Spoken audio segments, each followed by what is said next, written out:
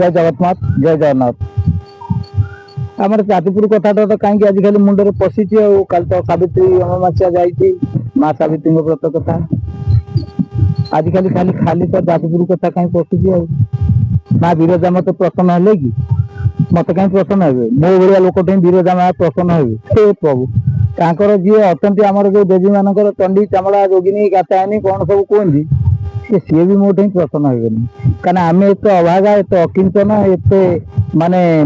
अमनीष एत ये मोपाई भाषा ना मु कौन तो कहीपरि ना खाली मुह चोप देखेमी आम किसी से कम नहीं मु भावी से किए बोधे से शक्ति किसी पशि जाए कुए कि मोर कि ना निजस्व कि ना सब अच्छी कि ना बुझे आम जाजपुर यदि किए जन भक्त टे हूँ तो भल हाँ कारण बंधु बांधी कथाटा मोर जो बारंबार मन पड़ जाऊँगी जाजपुरिया बंधु स्वयं परम ब्रह्म निराकार विष्णु जगन्नाथ जी बंधु जाजपुरिया बंधु ए माँ कृपा कर आम तो जाजपुर आम तो लिस्ट ना कहीं ना कटकर ना जाजपुर कहीं आम जाजपुर पथर हलु ना आगुरी कटक कटक कौटी प्रभु जन्म होकर खेल लीला करेंगे लेखा ना जी आम बेसी रिसर्च कर जानते अच्छा आपंकर आउ सब जो जगह रहा कड़की भगवान जाजपुर जन्म लिखाई जाजपुर कि जाजन नगर जाजन नगर शब्दटा को जो मैंने ज्ञानी अच्छा व्याख्या करेंगे पिता नाम विष्णु दशा माता नाम जशवंती आम ज्ञानी सब जो देखुची मु बाइट देखुची ना बाइट न देखिले जिनस केमती आसो बाइट देखुची साधु सत को देखुची मुनि ऋषि देखुची देखला ये ज्ञान उदय टे हो प्रभु बोधे कहते केमती कौन पशि पशिकी बुझे गोटे पद लेखा जाजपुर विरजा मात जगत हेबे विख्यात लक्ष्य भक्त को एकत्र करना एकाक्षर तत्व थे पचारि बाई मन हो बसी पल पढ़ पढ़ा बाई मन हो दिल्ली सहर रे हेब झगड़ा बाई मन हो बसी पढ़ पढ़ा बाई मन हो जाजपुर जन विरजा माता थे जमिति स्वयं परम ब्रह्म जगन्नाथ जगतर नाथ चारि धाम भितर गोटे धाम है जगन्नाथ धाम माँ विरजांकर भी से ही अच्छी निकट अतीत 10-20 वर्ष भितर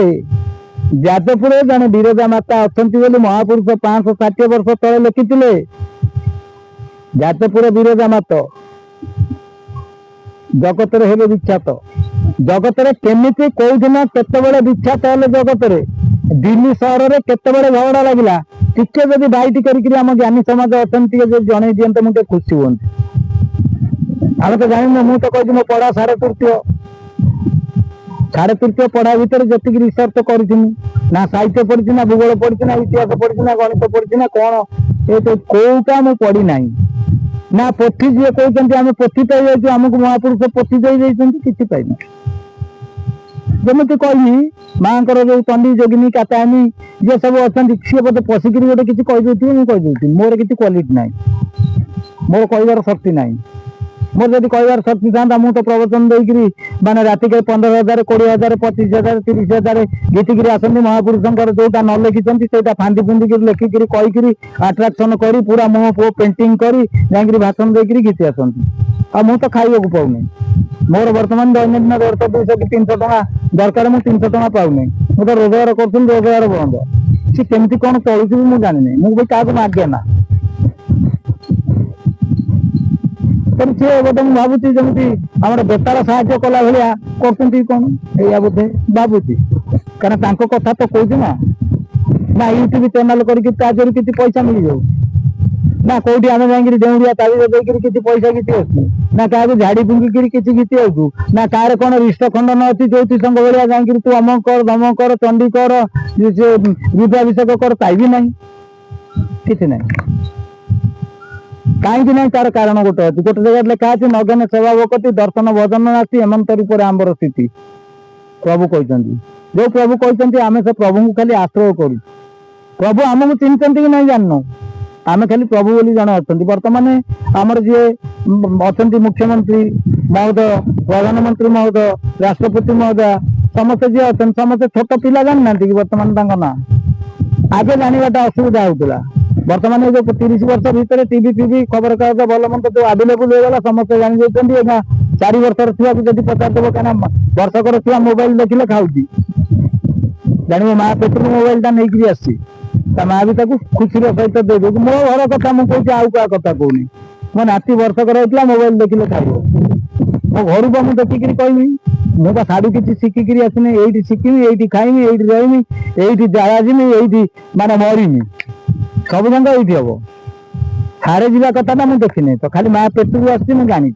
ମୁଁ ବି ଦେଖିନି ମାଆ ପେଟରୁ ଯେତେବେଳେ ଆସିନି କଣ ଦେଖିଛି ଲୋକ କହିଲେ ଯେ ତୁ ତ ମାଆ ପେଟରୁ ଜନ୍ମ ହେଇଥିଲୁ ଆଉ ମରିବାଟା କେମିତି ଲୋକ ମରୁଛନ୍ତି ତାକୁ ମୁଁ ଦେଖୁଛି ତେଣୁ ଏଇଠି ମରିନି ଏଇଠି ଖାଉଛି ଏଇଠି ହଗୁଛି ଏଇଠି ମୁତୁଛି ଏଇଠି ଗାଧଉଛି ଏଇଠି ମାନେ ସମ୍ମାନ ନଉଛି ଏଇଠି ଅସମ୍ମାନିତ ହଉଛି ଏଇଠି ସବୁ ଯାକ ଏଇଠି ଚାଲିଛି ଏଇ ମର୍ତ୍ତ୍ୟପୁରରେ ଯାହା ନାହିଁ ମରତେ ତା ନାହିଁ କଣ ଭାରତେ ବୁଝିଲେ ନା ମର୍ତ୍ତ୍ୟପୁରରେ ଯାହା ନାହିଁ ଭାରତରେ କଣ ସେଇଆ ନାହିଁ ନା ଯାହା ନାହିଁ ଭାରତ ତା ନାହିଁ ମରତେ ଭୁଲ କହିନି କଥାଟା भारत जोटा ना से मर्त्यपुर आउट ना तेणु मुझे मो व्यक्तिगत कथा कहती तेणु आम जदि सेमती जन किए भक्त हुए बंधु बांधी भली गोटे रेकर्ड रुहता आ ज्ञानी मान तो प्रश्न करदे ना जाजपुर गुरुजनाथ कौ समय केत जगतर विख्यात स्वयं जगन्नाथ तो मुझे विख्यात अच्छा माँ विरजा केत मसीह कौ समय कौन विख्यात हेले टिके गोटे एपिसोड मध्यम जी ज्ञानी मैंने अच्छा साधु सन्त आम जी अच्छा बतैले भल हाँ लोक मान चेतनार परिवर्तन हाँ धर्म कथा कहवा धर्म कथा विकिया गुरुकुल आश्रम था गुरु केवल गुरु को केवल दक्षिणा किसी दि जाए खाद्य पानी गुरु सब ग्रहण करती राजा राजुरा जी थे से दिखती आ समस्त गुरु दक्षिणा नब गुरु मो कते तो 10 टଙ୍କା नथिबो मु बिरजा मंदिर को जिमी माँ मंदिर को जिमी मु तो ये 100 टଙ୍କା तेल पकईकि जाइनी 10-50 टଙ୍କା मो कते थी मत यदि तुम ज्ञान कथा कही भोग जब 200 टଙ୍କା कौन करी दक्षिणा ठीक से नदेमी नना मत मानवे चली आसी सारा बकुलू बाबाजी गेरुआ पिंधिक जाकि पैंट सार्ट पिंधिक जा पुआ चली चली आसिक बड़ बड़ कथा कह कथार दाम रही कहीं तुलसीदास लिखिं सत कह तुम्हारा लाठी जूता जगत बुलाया गोरस गाली गाली न फिर सूरा बैठ बिकाया तोर को तोड़ साधु को बांधो पति को लगा फांसी धन्य कली जुग तेरा तमा साधु को लगे एटा समस्त जानी समस्त जानवे कौन माने जी ये लाइन में थे जानवे ना कौन पाठटा जी पढ़ी से कौन लेखाटा बुझे ना हाँ कौन पाठ जी न पढ़ी सी कौन भाव गार आम गोटे संगीत शिक्षा कार्यक्रम दि जाए रेडियो रे आज की 25-30 वर्ष तक